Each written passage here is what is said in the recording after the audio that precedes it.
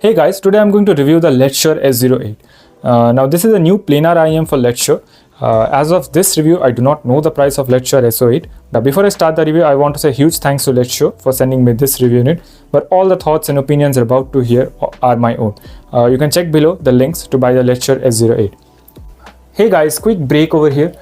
94% of the people watching this video aren't subscribed, so I would really appreciate if you could hit that subscribe button and also like my video. That really helps me out a lot, and it helps me to bring out more reviews to you, and you can also stay updated for all the latest product reviews I bring. So yeah, back to the video. So before I start the review and talk about sound impressions, let's talk about the accessories. So what do you get in the box? In the box you get the IM, the cable, which has modular connections, a 3.5 and 4.4, and this case. The case, if you have seen my review of the Letshuoer S15 and the Letshuoer Cadenza 4, it is a similar case which is made out of the 3D plastic. This is the 4.4 millimeter, and these are the tips you get. I'm using the default tips which it came with, and they have been working perfectly fine for me. So yeah, this case is really nice addition if this is under $100. The IEMs are really small, the shells are really small, it's really comfortable. I really like this shell. I can wear them for hours without any issues. Powering this was a bit of an issue. You do need something a bit more powerful so that they can reach up to a good volume levels, since these are a planar IEM. So let's talk about the sound. So how do they sound? Well, the sound is harmonish, but it does improve of the Harman a bit. What do I mean by that? Well, this is a very warm Harman. When you listen to a Harman tuned IM, the mid bass of the Harman and the male vocals of the Harman region are a bit in the background of the sound, and they sound a bit hollow, a bit teeny sometimes. This is not the case. This is a very warm sounding IM around the Harman target curve, and it's done very well. So depending on how the price is set, this could be a very good IM if you want something warm. Let's talk about the bass a bit. The bass of the Letshuoer S8 is more of a sub-bass focus than mid-bass focused. So when I'm listening to songs like Crack Crack Crackle by Classy, the sub-bass is punchy, the sub-bass is boomy. It is very nice. I can really feel the rumble inside my head if I pump up the volume. Now, when moving to the mid bass too is a bit below than the sub bass, but it has a nice kick and a nice texture of that. So let's say when I'm listening to something instrumental, or when I'm listening to the Cassiopeia 1985 live album, they sound really good over there. The drum hit over there sounds really good, sounds really tactile, and the instruments has very nice tonality, which is a bit rare to find under $100 IM. Let's talk about the mids of the Letshuoer S08. Well, the mids surprisingly sounds very good of the Letshuoer S08.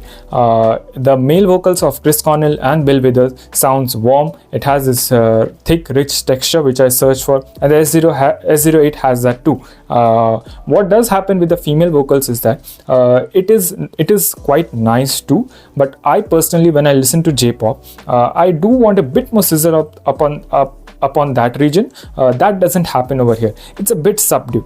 I mean, I'm not saying that it is bad by any means. It's a bit subdued. That limiting of the female vocals could be nice for some people, because there are many people who are sensitive to that pinna gain over there, and they do not like the shouty, shrilly upper mid range. So for them, it is quite good. Of course, if I do listen to them at higher volumes, for me that problem is fixed, but I still thought of mentioning it.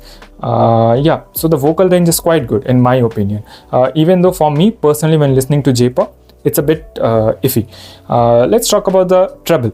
The treble of the Letshuoer S08 is quite nice, and by nice I mean it's very dark, it's very subdued.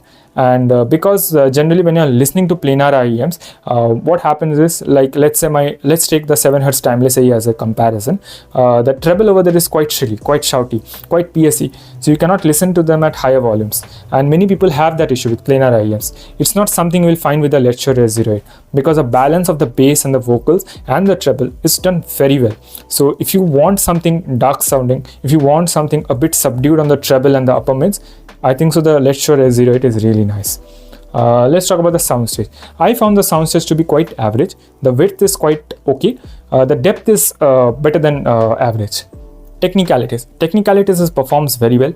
Again, when I'm listening to Galactic Funk by 1985 live album by Cassiopeia, the instruments from left to right and understanding the claps and the tactility of each instrument comes across really nice in the Letshuoer S08. Imaging. The imaging too is quite good. The left to right and the vice versa transition is done again really well.